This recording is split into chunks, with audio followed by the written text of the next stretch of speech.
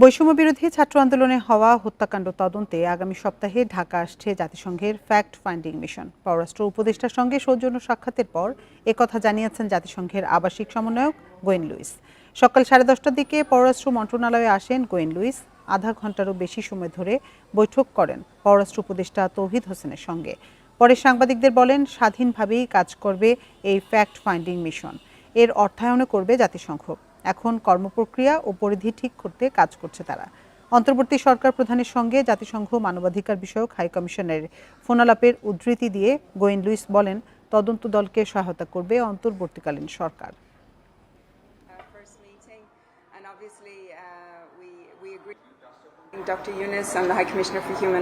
অন্তর্বর্তী সরকার প্রধান ডক্টর মোহাম্মদ ইউনূসের সঙ্গে জাতিসংঘের মানবাধিকার বিষয়ক হাই কমিশনারের আলোচনা হয়েছে। বৈষম্য বিরোধী ছাত্র আন্দোলনের সময় হওয়া হত্যাকাণ্ডের তদন্তে আগামী সপ্তাহে ঢাকায় আসবে জাতিসংঘের ফ্যাক্ট ফাইন্ডিং মিশন। জাতিসংঘের অর্থায়নে তারা স্বাধীনভাবে কাজ করবে। জানাতে পররাষ্ট্র মন্ত্রণালয় থেকে আমাদের সাথে যোগ দিচ্ছেন সহকর্মী নাফিজা দৌলা। নাফিজা, ফ্যাক্ট ফাইন্ডিং কমিটির বিষয়ে আর কি কি জানিয়েছেন জাতিসংঘের আবাসিক সমন্বয়ক?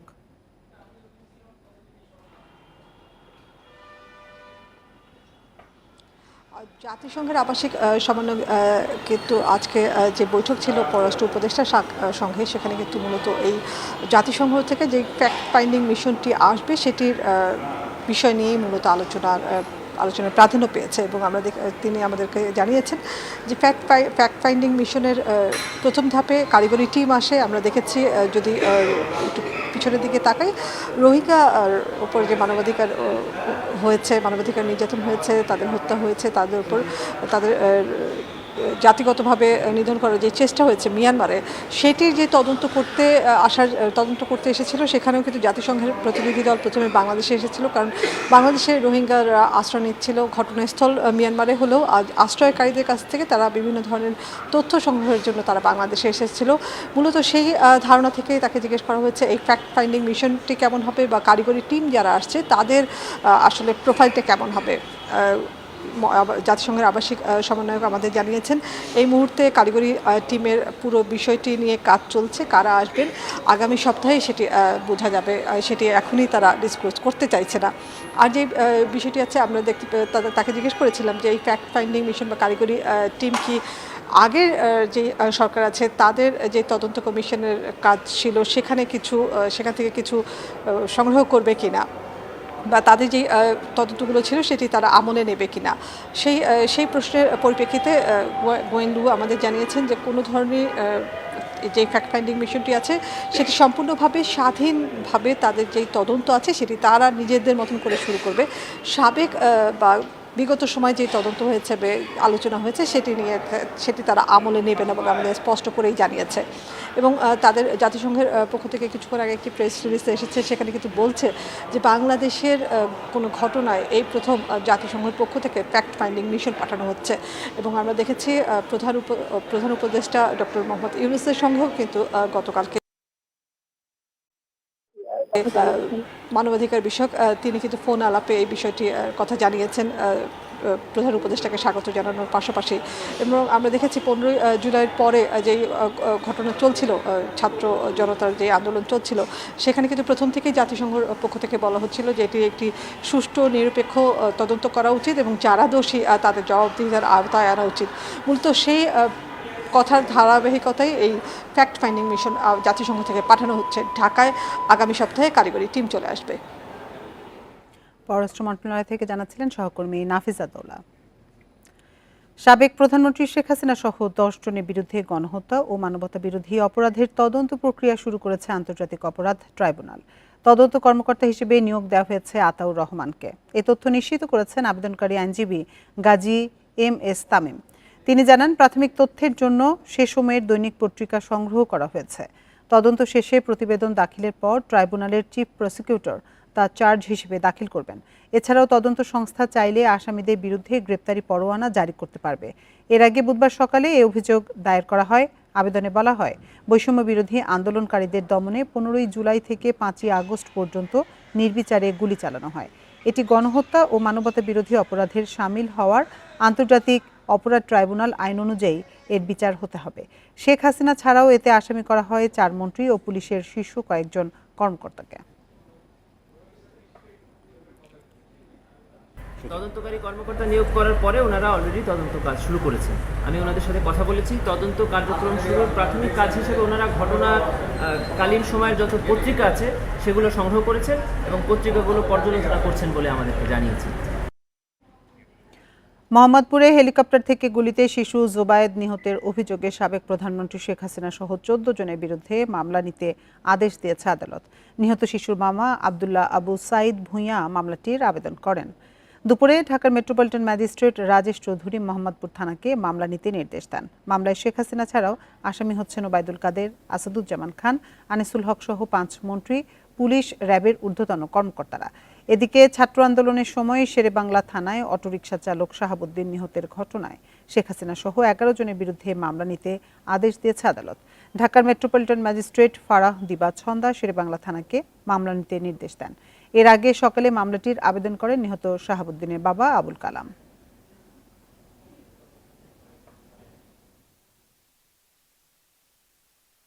রাজেশ স্যারের কোর্টে আমরা সিএর মামলা একটা ফাইল করি। সিএর মামলা ফাইলের পরে শুনানির অন্তে আমাদের বিজ্ঞ এমএম স্যার বললেন সংশ্লিষ্ট থানাকে নির্দেশ দিলেন এই বলে যে আপনারা এটা রেগুলার এফআইআর হিসেবে রুজু করেন। এ নিয়ে আরো জানাতে সুপ্রিম কোর্ট চত্বর থেকে আমাদের সাথে যোগ দিচ্ছেন আমাদের সহকর্মী জাহিদুল বাশার। জাহিদুল, তদন্ত প্রক্রিয়ার বিস্তারিত কি জানা গেছে আর অভিযোগে কি কি বলা হয়েছে?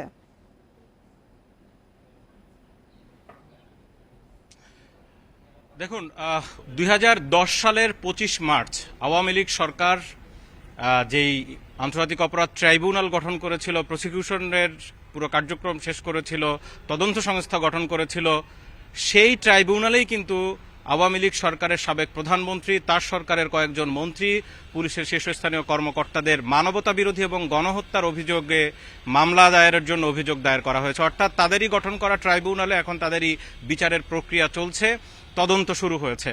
তো সেই জায়গায় আইনজীবীর সাথে আমি কথা বলছিলাম, তিনি যেমনটা জানাচ্ছিলেন যে 1973 সালের যে আন্তর্জাতিক অপরাধ ট্রাইব্যুনাল অ্যাক্ট যেটি, সেই অ্যাক্টের ধারা অনুযায়ী গণহত্যা এবং মানবতা বিরোধী অপরাধ সংগঠিত হয়েছে 15 জুলাই থেকে 5 আগস্ট। এই সময়ের ভেতরে ছাত্র জনতার যে বৈষম্য বিরোধী আন্দোলন, সেখানে একটা বড় জনগোষ্ঠীকে সমূলে অথবা আংশিক মূলোৎপাটনের জন্য নির্বিচারে গুলি করা হয়েছে, হত্যা করা হয়েছে এবং মানসিকভাবে ব্যাপকভাবে তাদেরকে ক্ষতিগ্রস্ত করা হয়েছে। এই সমস্ত বিষয়ের বিভিন্ন তথ্য প্রমাণ কিন্তু তারা এই অভিযোগে তুলে ধরেছেন। আপনি জানতে চেয়েছিলেন যে অভিযোগে বিস্তারিত কি রয়েছে। দেখুন, এখানে এই যে মানবতা বিরোধী অপরাধে সাবেক প্রধানমন্ত্রী শেখ হাসিনা সহ তার সরকারের কর্মকর্তাদের বিচার দাবি করা হয়েছে, অভিযোগ দায়ের করা হয়েছে, এখানে প্রত্যেকের আলাদা আলাদা বিষয় কিন্তু উত্থাপন করা হয়েছে। সেখানে সাবেক প্রধানমন্ত্রী শেখ হাসিনা সহ যে মন্ত্রীদের নাম এসেছে, ওবায়দুল কাদের, আইসিটি প্রতিমন্ত্রী পলক এবং তথ্য প্রতিমন্ত্রী আলী আরাফাত সহ যাদের নাম এসেছে, ওবায়দুল কাদের নাম এসেছে, তাদেরকে বলা হয়েছে যে তারা মূলত এই যে পুরো বিষয়টির পরিকল্পনাকারী এবং নির্দেশদাতা, সুপ্রিমো হিসেবে তাদের নাম এসেছে। আর পুলিশের যে সমস্ত কর্মকর্তার নাম এসেছে, আইজিপি, সাবেক ডিবি প্রধান হারুনুর রশিদ সহ ডিএমপি কমিশনার, তাদেরকে বলা হয়েছে তারা এটি মাঠ পর্যায়ে বাস্তবায়ন করেছেন এবং সরাসরি পুলিশ কর্মকর্তাদের গুলির নির্দেশনা দিয়েছেন। এটি কিন্তু অভিযোগপত্রে স্পষ্ট করে বলা হয়েছে। দেখুন, এখানে সাবেক পলকের কথা যে বিষয়টি আমি দেখছিলাম যে আইসিটি প্রতিমন্ত্রী, তাকে বলা হয়েছে যে তিনি একটা নির্দিষ্ট সময়ে ইন্টারনেট বন্ধ করে রেখেছেন যাতে করে গণহত্যার খবর বাইরে প্রচার না হয়, এটিকে ধামাচাপা দেওয়ার জন্য। একইভাবে তথ্য প্রতিমন্ত্রীর বিরুদ্ধে অভিযোগ দায়ের করা হয়েছে যে তিনি গণমাধ্যমগুলোকে এই ধরনের যে গণহত্যা এবং মানবতা বিরোধী অপরাধ যে সংগঠিত হচ্ছে, একের পর এক নির্বিচারে গুলি করা হচ্ছে, এই খবর যাতে প্রকাশ না করা হয় সেই ব্যাপারে তিনি গণমাধ্যমগুলোকে বাধ্য করেছেন, তাদেরকে চেপে ধরেছিলেন যাতে করে এই ধরনের খবর সারা বিশ্বে বা বাইরে না যায়। এরকম প্রত্যেকের ব্যাপারে আলাদা আলাদা করে কিন্তু অভিযোগ দায়ের করা হয়েছে। এখন এই যেই প্রক্রিয়া অনুযায়ী এই পুরো বিষয়টি এখন প্রাথমিক পর্যায়ে তারা অভিযোগ দায়ের করেছেন গতকালকে, এবং মূল অভিযোগকারী যিনি, তিনি হচ্ছেন সাভারে 9ম শ্রেণীর শিক্ষার্থী নিহত শহীদ সিয়ামের বাবা। তিনি অভিযোগটি করেছেন, কিন্তু তিনি নিজে আসেননি, তার পক্ষে একজন আইনজীবী নিয়োগ দিয়েছেন। সেই আইনজীবী তার পক্ষ হয়ে তিনি এই অভিযোগটি দায়ের করেছেন, যেমনটি আপনি খবরে সেই আইনজীবীর বক্তব্য দেখাচ্ছিলেন। দেখুন, এখানে একটা বিষয় খুবই স্পষ্ট করা হয়েছে যে, এবং আমি কিছুক্ষণ আগে কয়েকজন শীর্ষস্থানীয় আইনজীবীর সাথেও কথা বলছিলাম, তো তারা যেটি বলছেন যে এই যে অভিযোগেও যেটি বলা হয়েছে 15 জুলাই থেকে 5 আগস্ট সময়ে 439 জনের হত্যার হত্যার বর্ণনা তারা সেখানে দিচ্ছেন বিভিন্ন পত্রিকা গণমাধ্যমের খবর তুলে ধরে। একই সাথে তারা বলছেন যে এই সময়ের ভিতরে বিগত সরকারের যে আসামিরা তারা প্রায় 286টি মামলায় 4 লক্ষাধিক ছাত্র জনতাকে আসামি করেছে, তার মধ্যে 12,000 জনকে গ্রেপ্তারি করা হয়েছিল। এদেরকে মানসিকভাবেও কিন্তু নানানভাবে ক্ষতিগ্রস্ত করা হয়েছে, অনেকে আহত আছে। তো এখন আইনজীবীরা যেটি ব্যাখ্যায় বলছেন যে যেহেতু এখানে অনেকেই নিহত হয়েছেন, তাদের প্রত্যেকের আলাদা আলাদা মামলা হচ্ছে, যেমনটি আপনি আগেও বলছিলেন, এবং গত কয়েকদিনে শেখ হাসিনা সহ তার সরকারের অনেকের বিরুদ্ধে কিন্তু আলাদা আলাদা 302 ধারায় যে মামলা হয়েছে সেটি কিন্তু আলাদা আলাদা হত্যার মামলা। আইনজীবীরা বলছেন যে এই ক্ষেত্রে যেহেতু একটি মানবতা বিরোধী এবং গণহত্যার মামলা করা হয়েছে এবং এই 15 জুলাই থেকে 5 আগস্টের যত ঘটনা ঘটেছে সবগুলোই যেহেতু এই মামলার মধ্যে আসবে, সুতরাং এখানে আলাদা আলাদা মামলা হয়তো আর হবে না। এবং যেমনটি এর আগে আইন উপদেষ্টা আসিফ নজরুল তিনিও কিন্তু বলেছেন যে পুরো প্রক্রিয়াটি আসলে এই আন্তর্জাতিক অপরাধ ট্রাইব্যুনালের যে মামলা, মানবতা বিরোধী অপরাধের যে মামলা, সেই মামলার ভিতরেই কিন্তু একত্রিত হবে এবং সেখানেই বিচার হবে। এখন দেখার বিষয়, যেহেতু তদন্ত হচ্ছে, সেই তদন্তে কি উঠে আসে বা তদন্ত প্রক্রিয়া কত দ্রুত হয়, কি সেখানে সাক্ষীরা কি বলেন, সেই বিষয়গুলোর উপর নির্ভর করছে যে পুরো মামলাটি আসলে আন্তর্জাতিক অপরাধ ট্রাইব্যুনালের যে 1973 যে অ্যাক্ট রয়েছে সেই অনুযায়ী আসলে এটির বিচার হবে কিনা। তবে প্রক্রিয়া হচ্ছে তদন্ত শেষ হওয়ার পরে তদন্ত কর্মকর্তা এই পুরো তদন্ত রিপোর্টটি তিনি যে প্রসিকিউশন আছে তাদের কাছে দিবেন এবং প্রসিকিউটররা এটিকে আন্তর্জাতিক অপরাধ ট্রাইব্যুনালে সেটি তুলে ধরবে এবং তারপরেই কিন্তু মূল বিচারিক প্রক্রিয়া শুরু হবে। তো এটি হচ্ছে মূলত এই পুরো যেই শেখ হাসিনা সহ তার সরকারের বিরুদ্ধে যে মানবতা বিরোধী অপরাধের যে মামলা করা হয়েছে তার বিস্তারিত। এখানে যিনি মূল আইনজীবী HM তামিম, তার সাথে আমি কথা বলছিলাম যে এটিকে আসলে অনেকের অভিযোগ যে খুব তাড়াহুড়ো করা হচ্ছে কিনা, কারণ গতকালকে আমরা দেখেছি যে অভিযোগ দায়ের করা হয়েছে, তারপরে আজকে আবার সেটি তদন্ত কর্মকর্তা নিয়োগ দেওয়া হয়েছে। এর আগে কিন্তু আমরা দেখেছি যে স্বাধীনতা যুদ্ধের সময় যে মানবতা বিরোধী অপরাধের দায়ে যাদের বিচার করা হয়েছে তাদের ব্যাপারে কিন্তু একটা দীর্ঘ সময় ধরেই কিন্তু এই বিচারিক প্রক্রিয়া চলেছে। কিন্তু আইনজীবী বলছেন যে দেখুন, যেহেতু মামলাটি হয়েছে একেবারে ঘটনা ঘটার দু এক সপ্তাহের মধ্যেই তিনি মামলা দায়ের করেছেন এবং অভিযোগকারী আসছেন, এবং যে ঘটনাটি ঘটেছে 15 জুলাই থেকে 5 আগস্ট, খুবই অল্প সময়ের মধ্যে, এবং এখানে সাক্ষী, বিভিন্ন অপরাধ সংগঠিত হওয়ার যে জায়গা, বিভিন্ন স্থান, সবগুলো একেবারে ঢাকায় বা এর কাছাকাছি। সুতরাং এই মামলা 71 সালের মতো যেই যুদ্ধাপরাধীদের বিচার হয়েছে সেরকম বিলম্বিত হবে না, এটা খুব দ্রুতই সম্পন্ন হবে বলে আইনজীবীদের ধারণা। সুপ্রিম কোর্ট চত্বর থেকে জানাচ্ছিলেন সহকর্মী জাহিদুল বাশার। বৈষম্য বিরোধী ছাত্র আন্দোলনে ঘরে থাকা অবস্থায় নিহত নারী শিশুকে কেন ক্ষতিপূরণ দেওয়া হবে না জানতে চেয়ে রুল জারি করেছে হাইকোর্ট। সেই সাথে এ সময় সংঘটিত হত্যার ঘটনায় কেন আন্তর্জাতিক তদন্ত কমিশন গঠন করা হবে না তাও জানতে চেয়েছে আদালত। এ বিষয়ে আদেশ আগামী 5 সেপ্টেম্বর। বৃহস্পতিবার আইনজীবী তৈমুর আলম খন্দকারের করা রিট আবেদনের পরিপ্রেক্ষিতে হাইকোর্ট এই রুল জারি করে। এছাড়া আরেক আইনজীবী তানভীর আহমেদের করা অন্য একটি রিট আবেদনের প্রেক্ষিতে ছাত্র জনতার হত্যার সাথে জড়িত সকলকে বিচারের আওতায় আনতে সরকারকে কেন নির্দেশ দেওয়া হবে না জানতে রুল জারি করেছে আদালত। সরকারের সংশ্লিষ্ট মন্ত্রণালয় ও বিভাগকে এই রুলের জবাব দিতে বলা হয়েছে। বিচারপতি শেখ হাসান আরিফ ও বিচারপতি মোহাম্মদ বজলুর রহমানের দ্বৈত বেঞ্চে এই দুই রুল জারি করা হয়েছে। একটি আন্তর্জাতিক তদন্ত কমিশন গঠন করার জন্য যে আবেদন করেছিলাম সেটার উপরে কোর্ট রুল দিচ্ছেন। আর সকলের জন্য ওই 13 জন শিশুর জন্য এবং পরবর্তী সময়ে যে শিশুদের পার্টিকুলার্স পাওয়া যাবে তাদের জন্য 1 কোটি টাকা করে, ন্যূনতম 1 কোটি টাকা করে ক্ষতিপূরণ দাবি করছি, সেটাও রুল হয়েছে। কোর্ট আজকে একটা রুল ইস্যু করেছে যে এই হত্যাকাণ্ডের পিছনে যারা যারা জড়িত তাদেরকে কেন একটা ট্রায়ালের মধ্যে নিয়ে আসার নির্দেশনা দেওয়া হবে না তা জানতে চেয়ে রুল দিয়েছে। সাথে সাথে 1 জুলাই থেকে 5 আগস্ট পর্যন্ত দায়ের করা মিথ্যা ও হয়রানিমূলক মামলায় আইনি সহায়তা পেতে হেল্পলাইন নম্বরের মাধ্যমে সহায়তা দেওয়া হবে। এজন্য 16430 নম্বরে যোগাযোগের পরামর্শ দিয়েছে আইন মন্ত্রণালয়। বুধবার মন্ত্রণালয় থেকে এক বিজ্ঞপ্তিতে এই তথ্য জানানো হয়। এতে বলা হয়, অফিস সময়ের মধ্যে টোল ফ্রি এই লিগ্যাল এইড হেল্পলাইনে সহায়তা মিলবে। এতে ভিকটিম সাপোর্ট বা আইনি সহায়তা পাওয়া যাবে। এর আগে বুধবার সকালে সচিবালয়ে আইন উপদেষ্টা আসিফ নজরুল জানান, সারা দেশে ছাত্র আন্দোলন ঘিরে যেসব মিথ্যা মামলা হয়েছে সেগুলো 31 আগস্টের মধ্যে আর ঢাকায় আজকের মধ্যে প্রত্যাহার করা হবে সব মামলা। গত 16 বছরে যত হত্যা হয়েছে সব হত্যার বিচার আন্তর্জাতিক ট্রাইব্যুনালে করার দাবি জানিয়েছে বৈষম্য বিরোধী ছাত্র আন্দোলন। দুপুরে রাজধানীর শাহবাগে অবস্থান কর্মসূচি পালনের সময় এসব কথা বলেন সমন্বয়ক হাসনাত আব্দুল্লাহ। তিনি বলেন, আওয়ামী লীগের পাশে ছাত্র জনতা নেই, তাই তারা মোদির দ্বারস্থ হয়েছে। মোদীকে দিয়ে জাতীয় নির্বাচন আয়োজনের কথা বলে দেশের সার্বভৌমত্ব হুমকিতে ফেলছে। 15ই আগস্ট নিয়ে প্রতি বিপ্লবের চেষ্টা করলে ছাত্র জনতা তা প্রতিহত করবে বলেও হুঁশিয়ার করা হয়েছে। সজীব আজাদ বলছে যে উনি মোদীকে রিকোয়েস্ট করছে যে যেন দ্রুততম সময়ের জন্য নির্বাচনের ব্যবস্থা করে। চিন্তা করেন মানুষ থেকে উনারা কতটা বিচ্ছিন্ন। এই সাম্প্রদায়িক সম্প্রীতিকে প্রশ্ন করার জন্য আমরা দেখেছি আওয়ামী ফ্যাসিস্ট যে সরকার তারা এখন দেশে বিদেশে প্রপাগান্ডা চালাচ্ছে।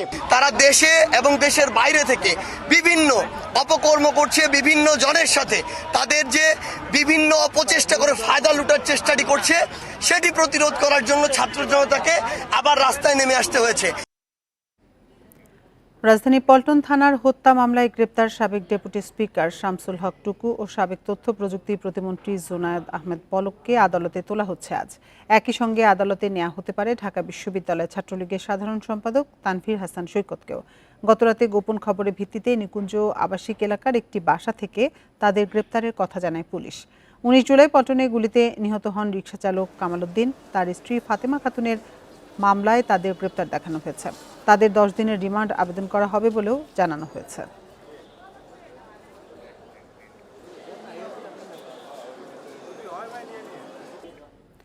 গুম, খুন এবং আন্দোলনে গণহত্যার সাথে শেখ হাসিনা সরাসরি জড়িত বলে অভিযোগ করেছেন ঢাকা মহানগর দক্ষিণ বিএনপির নেতারা। জড়িতদের অবিলম্বে গ্রেপ্তার ও বিচারের দাবিও জানান তারা। কেন্দ্রীয় কর্মসূচির অংশ হিসেবে সকালে জাতীয় মসজিদ বায়তুল মোকাররমের দক্ষিণ গেটে সমাবেশ করে ঢাকা মহানগর দক্ষিণ বিএনপি নেতাকর্মীরা। কর্মসূচিতে বিএনপি নেতারা অভিযোগ করেন, ছাত্র জনতার আন্দোলন দমনে শেখ হাসিনার নির্দেশে পাখির মতো গুলি চালিয়েছে আইনশৃঙ্খলা রক্ষাকারী বাহিনী।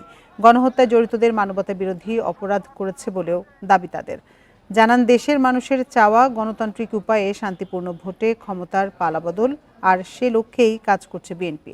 পরে গুম, গণহত্যায় জড়িতদের বিচারের দাবিতে মিছিল বের করে দলটি। যারা গণহত্যা করেছে, মানুষকে পাখির মতো হত্যা করতে দ্বিধাবোধ করে নাই, তাদের বাংলাদেশের রাজনীতি করার কোনো অধিকার নেই।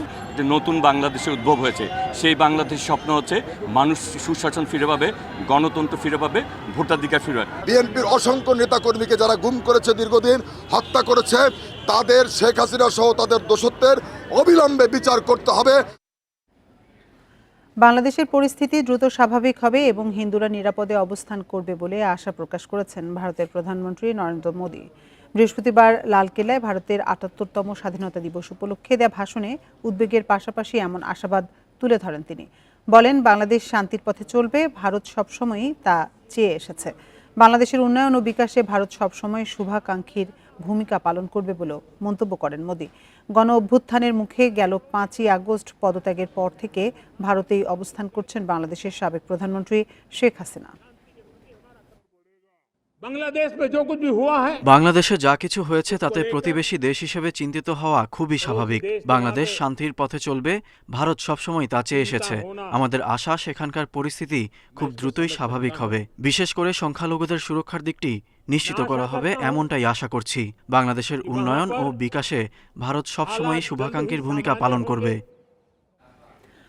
বঙ্গবন্ধু শেখ মুজিবুর রহমানের মৃত্যুবার্ষিকী আজ। 1975 সালের 15ই আগস্ট সপরিবারে তাকে হত্যা করে বিপথগামী সেনা সদস্যরা। সেই রাতে ধানমন্ডি 32 নম্বরের বাসভবনে বঙ্গবন্ধু ছাড়াও হত্যা করা হয় তার সহধর্মিণী বেগম ফজিলাতুন্নেসা মুজিব, 3 ছেলে শেখ কামাল, শেখ জামাল ও শেখ রাসেলকে। পুত্রবধূ সুলতানা কামাল ও রোজি জামালকেও হত্যা করে ঘাতকেরা। প্রাণ দেন বঙ্গবন্ধুর ভাই শেখ আবু নাসের, সামরিক সচিব জামাল উদ্দিন আহমেদ, এসবি কর্মকর্তা সিদ্দিকুর রহমান ও সেনা সদস্য সৈয়দ মাহবুবুল হক। বেলজিয়ামের ব্রাসেলসে থাকায় প্রাণে বেঁচে যান 2 মেয়ে শেখ হাসিনা ও শেখ রেহানা।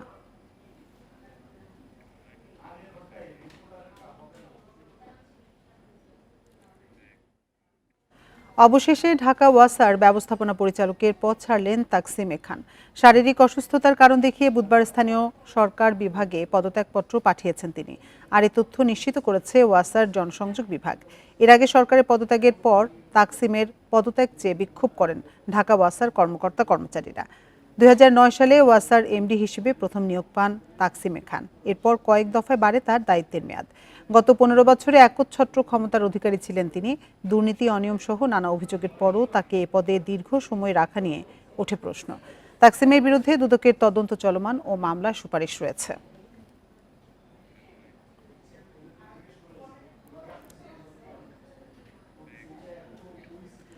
রূপপুর পারমাণবিক বিদ্যুৎ প্রকল্প বাস্তবায়নে কিছুটা দেরি হতে পারে, তবে তা কঠিন কিছু নয় বলে জানিয়েছেন রুশ রাষ্ট্রদূত আলেকজান্ডার মার্টিনস্কি।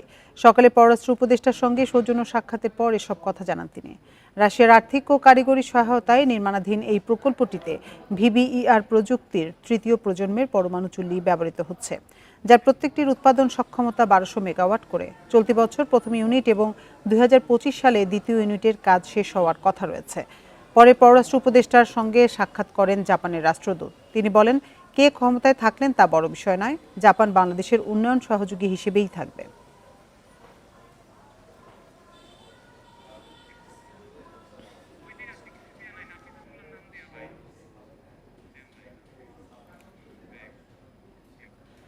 চলমান পরিস্থিতিতে চট্টগ্রাম বন্দর কেন্দ্রিক মেগা প্রকল্পের অগ্রগতি নিয়ে অনিশ্চয়তা দেখা দিয়েছে। এক্ষেত্রে গুরুত্ব বিবেচনা করে জরুরি প্রকল্পের কাজ অগ্রাধিকার ভিত্তিতে এগিয়ে নেওয়ার দাবি জানিয়েছেন বন্দর ব্যবহারকারীরা।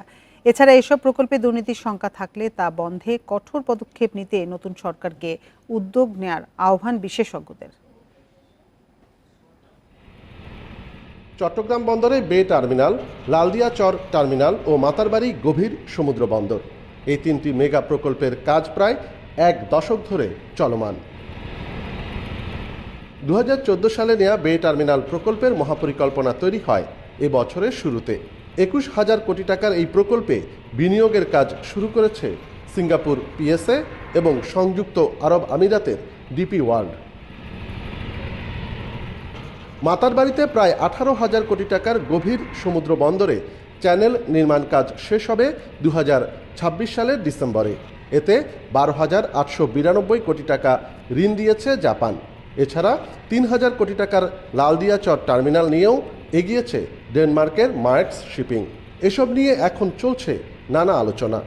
নীতি নির্ধারণী পর্যায়ে এইসব প্রকল্পগুলো কোনটা গুরুত্বপূর্ণ আছে, কোনটা অতিসত্বর প্রয়োজন আছে, কোনটা আমাদের ইকোনমির জন্য এখনই প্রয়োজন, এটা কাজে হাত দিতে হবে, এই সবগুলো বিবেচনায় সবার সাথে আলাপ করে আমার মনে হয় এই ব্যাপারে একটা সুষ্ঠু সিদ্ধান্ত গ্রহণ করতে হবে। আমরা মনে করি এক্ষেত্রে চিটাগং বে টার্মিনালের প্রায়োরিটি সবচেয়ে আগে, কারণ চিটাগং পোর্টের এটা সন্নিকটে, এখানে জাহাজের ড্রাফট অনেক বেশি, পোর্টের সাথে অন্যান্য সারা দেশের যে কানেক্টিভিটি ওটার ব্যাপারে জোর দিতে হবে। গুরুত্ব বিবেচনায় কাজ এগিয়ে নেওয়ার পাশাপাশি যেসব প্রকল্পে অনিয়মের অভিযোগ আছে তা নিয়ন্ত্রণে কঠোর হবার পরামর্শ সুশীল সমাজের। মেধাতার প্রকল্পগুলো রয়েছে যেগুলো আমাদের প্রাইড অনার ক্রাইসিসটা তাদেরকে খুব একটা সাময়িক প্রভাব বিস্তার করতে পারে, কিন্তু লং টার্মে প্রভাব বিস্তার করবে না। জনগণের টাকা জনগণের অর্থে যে প্রকল্পগুলো বাস্তবায়িত হয় এবং জনগণ যে ঋণ এবং ঋণের সুদ বহন করে, সেই বিষয়টা অত্যন্ত বিবেচনাপ্রসূতভাবেই এগুলো শুরু করা দরকার। দেশের মোট আমদানি রপ্তানির 92% সম্পন্ন হয় চট্টগ্রাম বন্দর দিয়ে। অনুপম শীল, ইন্ডিপেন্ডেন্ট নিউজ, চট্টগ্রাম।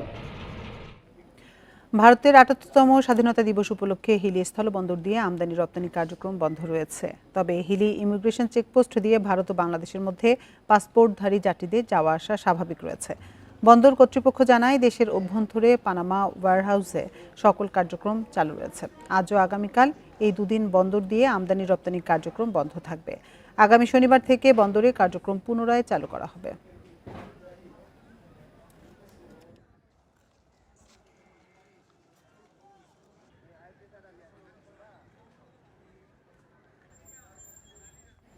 টানা 27 দিন বন্ধ থাকার পর আজ থেকে চলছে আন্তনগর ট্রেন চলাচল। গত সোমবার থেকে দেয়া হচ্ছে আগাম টিকিট। সংশ্লিষ্টরা জানান, এর আগে গত সোমবার মালগাড়ি নিয়ে ট্রেন চলাচল শুরু হয়। পরের 2 দিন যাত্রীবাহী মেইল, এক্সপ্রেস, লোকাল ও কমিউটার ট্রেন চলেছে।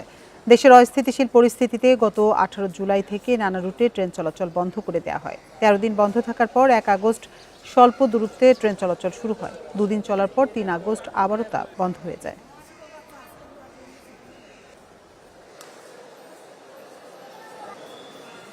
আমরা ফ্যামিলি নিয়ে এর আগে আমার যাওয়ার একটা দরকার ছিল, তা বাসে যাতায়াত করা খুব কষ্ট, তার জন্য ট্রেনের বন্ধ থাকার কারণে আমি এতদিন যাইতে পারিনি। অগ্নিমিনা যাইতে আসছি, তোর অগ্নিমিনা যাইবো না, এখন আমি বাড়ি যাবো, অন্য ট্রেনের ব্যবস্থা, এখন আর জামালপুরে কোনো ট্রেন নাই। আর আজকে 15ই আগস্ট আজকে থেকে আমাদের আন্তনগর ট্রেনগুলো চলাচল করছে। আপনি জানেন যে সকল আন্তনগর ট্রেন চলাচল করবে সেই সকল আন্তনগর ট্রেনের টিকিট সমূহ ইতিমধ্যেই আমাদের বিক্রয় কার্যক্রম শুরু হয়েছে। তো গত 12 তারিখ বিকেল থেকে আপনার এই টিকিট অনলাইন এবং অফলাইন কাউন্টারে এবং অনলাইনে পাওয়া যাচ্ছে। সব মানুষ যাচ্ছেন যে যেখান থেকে পারছেন ক্রয় করছেন। ট্রেন চলাচলের খবর জানাতে রাজশাহী এবং সিলেট থেকে আমাদের সাথে যোগ দিচ্ছেন সহকর্মীরা। শুরুতে যাচ্ছি রাজশাহীতে, সেখানে আছেন সহকর্মী মুস্তাফিজ রহমান। মুস্তাফিজ, আজকে রাজশাহী স্টেশন থেকে কয়টি ট্রেন চলাচল করেছে এ পর্যন্ত এবং শিডিউল বিপর্যয়ের কোনো খবর আছে কিনা, যাত্রীরা কি বলছেন?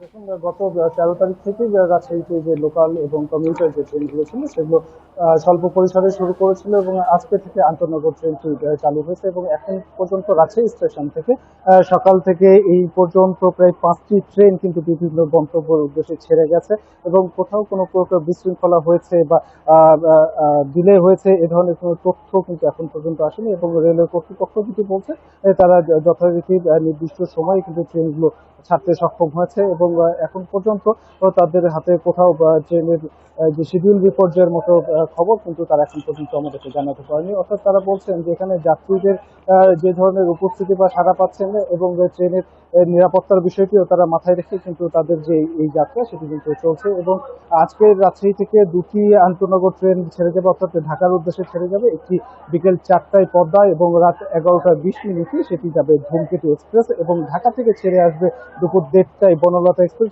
সেটি ছেড়ে আসবে এবং রাজশাহীতে সেটি বিকেল বা সন্ধ্যা নাগাদ রাজশাহীতে সেটি প্রবেশ করবে এবং এরপরে পরবর্তীতে আগামীকাল থেকে যে আন্তনগর ট্রেনগুলো রয়েছে সেগুলো যথারীতি চলবে এবং যেগুলো ডে অফ ছাড়া বা বন্ধ দিন ছাড়া তারা নিয়মিতই চলবে বলে কিন্তু রেল কর্তৃপক্ষ জানিয়েছেন এবং রেল কর্তৃপক্ষ বারবারই একটি বিষয় বলছিলেন যে এখানে রেলের নিরাপত্তা এবং যাত্রীর নিরাপত্তা এই বিষয়টিকে তারা সর্বোচ্চ গুরুত্ব দিচ্ছেন এবং সেই নিশ্চয়তাও কিন্তু তারা দিচ্ছেন এবং তারা বলছেন যে এখানে রেলের যে নিজস্ব নিরাপত্তা বাহিনী রয়েছে তার পাশাপাশি আইন শৃঙ্খলা বাহিনী কিন্তু সহযোগিতা রয়েছে, যার ফলে তারা বলছেন যে তাদের যে গোয়েন্দা তথ্য রয়েছে এই সার্বিক মিলিয়ে তারা বলছেন যে ট্রেন চলাচলের ক্ষেত্রে কোনো প্রকার সংখ্যা কিন্তু তারা দেখছেন না, যার ফলে তারা এখন এর আগে যেমন ট্রায়াল বেসিসে কয়েকটি লোকাল ট্রেন তারা ছেড়েছিলেন এবং এখন থেকে তারা পূর্ণাঙ্গরূপে ট্রেন ছাড়া যে সিদ্ধান্ত নেওয়া হয়েছে এবং তারা বলছেন যে এখান থেকে আমরা সকালেই দেখেছিলাম যে যাত্রীদের উপচে পড়া কিন্তু ভিড় আমরা দেখেছিলাম, অর্থাৎ অন্যান্য উৎসবের সময় ঠিক যেমনটি ভিড় থাকে আজকেও আমরা দেখেছি যে রাজশাহীতে যে ট্রেনগুলো এসেছে সকাল থেকে প্রত্যেকটি ট্রেন কিন্তু যাত্রীদের কানায় কানায় পূর্ণ বলা যেতে পারে, অর্থাৎ যাত্রীদের এখানে কোনো সংখ্যা ছাড়াই যাত্রীরা যাওয়া আসা করছেন এবং কোনো সংখ্যা নেই এমনটিও নিশ্চয়তা দিচ্ছেন রেল কর্তৃপক্ষ। এ ছিল রাজশাহী থেকে সর্বশেষ। মুস্তাফিজ, আপনি সাথে থাকুন। এবার আমরা যেতে চাই সিলেটে, সেখানে আছেন আমাদের সহকর্মী রানা মজুমদার। রানা, আমরা রাজশাহীর পরিস্থিতি শুনছিলাম, সিলেটের যাত্রীরা কি বলছেন, যাত্রী চাপ কেমন দেখছেন স্টেশনে এবং আজকে সেখান থেকে কয়টি ট্রেন চলাচল করবে? দেখুন, দীর্ঘ 27 দিন পর আজকে কিন্তু আন্তনগর যে ট্রেনগুলো রয়েছে সিলেট থেকে সেগুলো ছেড়ে যাবে। তো আমরা এই মুহূর্তে রয়েছি সিলেট রেলওয়ে স্টেশনে এবং এখানকার যারা কর্তৃপক্ষ রয়েছেন তাদের সঙ্গে আমরা কথা বলেছিলাম।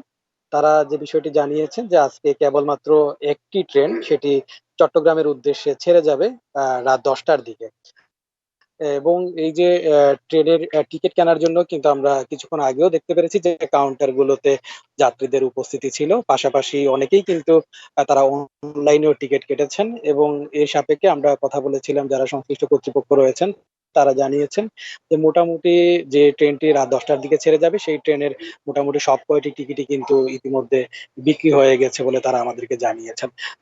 এর বাইরেও আসলে তারা যেটি জানিয়েছেন যে আগামীকালকে থেকে মূলত সিলেট থেকে ঢাকাগামী কিংবা চট্টগ্রামগামী যে ট্রেনগুলো রয়েছে সেগুলো যথারীতি সেগুলো কিন্তু সিলেট থেকে ছেড়ে যাবে এবং যে উদয়ন যে ট্রেনটি রয়েছে সেটি রাত 10টায় আজকে ছেড়ে যাবে।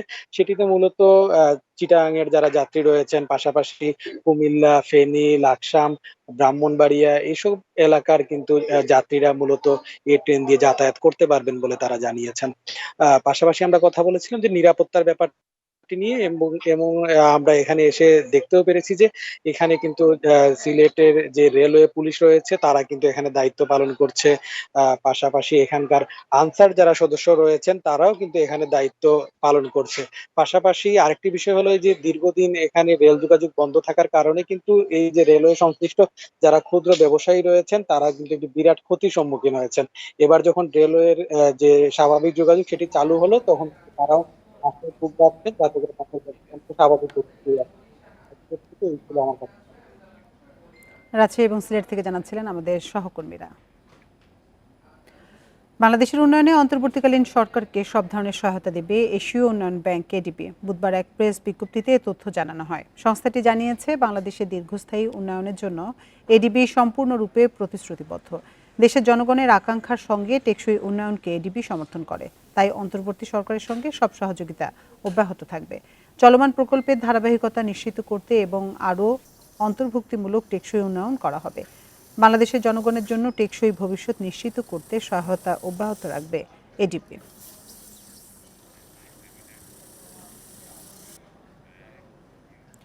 সরকার পরিবর্তনের পর বৈধ পথে রেমিট্যান্স পাঠানোর প্রবণতা বেড়েছে। ব্যাংকাররা বলছেন, নতুন সরকারের প্রতি আস্থার কারণে সামনের দিনগুলোতে আরও বাড়বে প্রবাসী আয়। এদিকে দেশের খোলা বাজারেও ডলারের দাম কমেছে। অর্থনীতিবিদরা বলছেন, নগদ ডলার কিনে রাখার প্রবণতা কমার পাশাপাশি অর্থ পাচার কমলে সুফল মিলবে বৈদেশিক মুদ্রাবাজারে। ছাত্র আন্দোলনের সঙ্গে সংহতি জানিয়ে প্রবাসীরা বয়কট রেমিটেন্সের ডাক দেয়। এতে গত মাসের শেষ 11 দিনে মাত্র 38 কোটি ডলার আসে। কিন্তু সরকার পতনের পর ব্যাংকিং চ্যানেলে রেমিটেন্সের পালে জোর হাওয়া লাগে। আগস্টের প্রথম 3 দিনে এসেছিল 9 কোটি ডলার, পরের 7 দিনে এসেছে 39 কোটি ডলার। একটা বিশেষ উদ্দেশ্য নিয়ে হয়তো আমরা এই পরিকল্পনা বা এই প্রচেষ্টায় ছিলাম, কিন্তু এখন সেই অবস্থার পরিবর্তন হয়েছে। এখন বর্তমানে প্রচুর রেমিটেন্স দেশে ঢুকতেছে। আমরা বৈধ পথে আমরা বাংলাদেশে রেমিটেন্স পাঠাবো, আমরা দেশের উন্নয়নে কাজ করব। ব্যাংক কর্মকর্তারা বলছেন, ইন্টারনেট সেবা বন্ধ থাকা, আগের সরকারের প্রতি প্রবাসীদের অনাস্থায় রেমিটেন্স কমে যায়। তবে রাষ্ট্র পরিচালনায় নতুন সরকারের প্রতিশ্রুতিতে তারা আস্থা রাখছেন। কাজগুলো আরো পজিটিভলি দেখাতে পারি, যে রিফর্মগুলো কথা হচ্ছে, যেগুলো যদি হচ্ছে, আমার কাছে মনে হয় যে আগামী সময়ে আমরা ভালো রেমিটেন্স পাবো। আমি দেখছি রেমিটেন্সের খুব একটা যে পড়ে যায় তা কিন্তু না। আমরা আমাদের বিভিন্ন সেন্টার কথাবার্তা বলে দেখতে পাচ্ছি, লোকজনে কিন্তু একটা পজিটিভিটি আছে। এদিকে দেশের খোলা বাজারে সপ্তাহ ব্যবধানে ডলারের দাম কমেছে 3 থেকে 5 টাকা পর্যন্ত। বিক্রি হচ্ছে 119 থেকে 121 টাকার মধ্যে। এখন কমে গেছে, তুলনামূলক 2 টাকা কম চলে আসছে, নেমে আসছে। এক সপ্তাহ আগে পাইলাম কত 126-20, আর এখন আইসা দেখি 118। অর্থনীতিবিদরা মনে করেন, দেশে স্থিতিশীলতা ফিরতে শুরু করায় নগদ ডলার কিনে রাখার প্রবণতা কমেছে।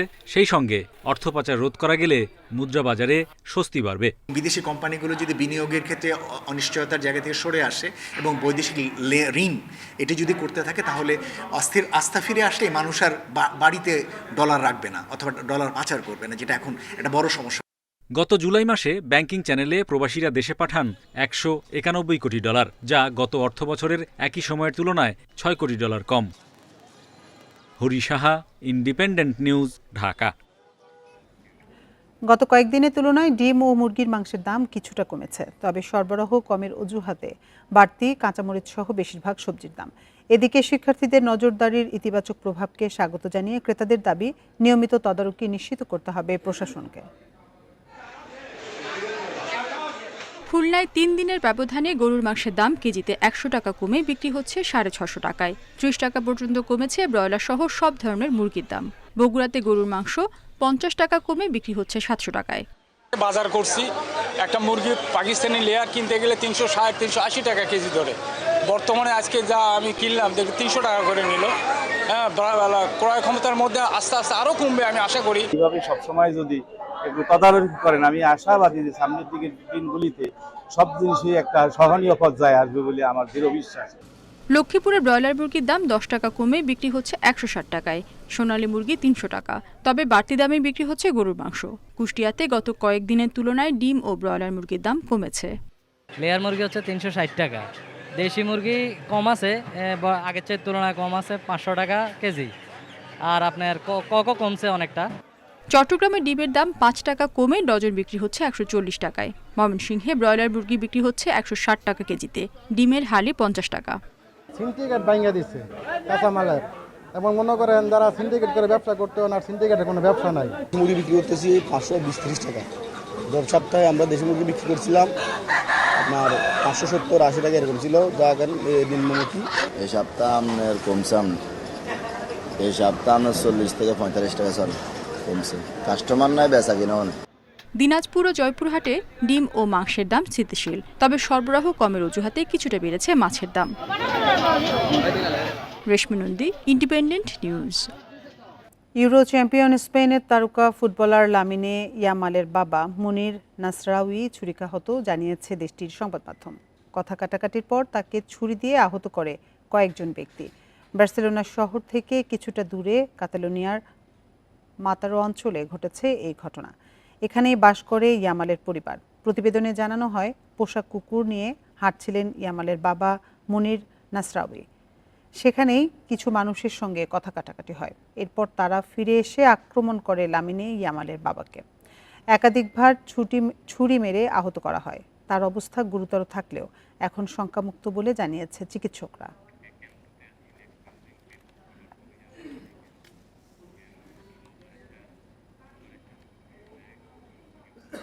আর এই ছিল সংবাদ দুপুরের আজকের আয়োজনে।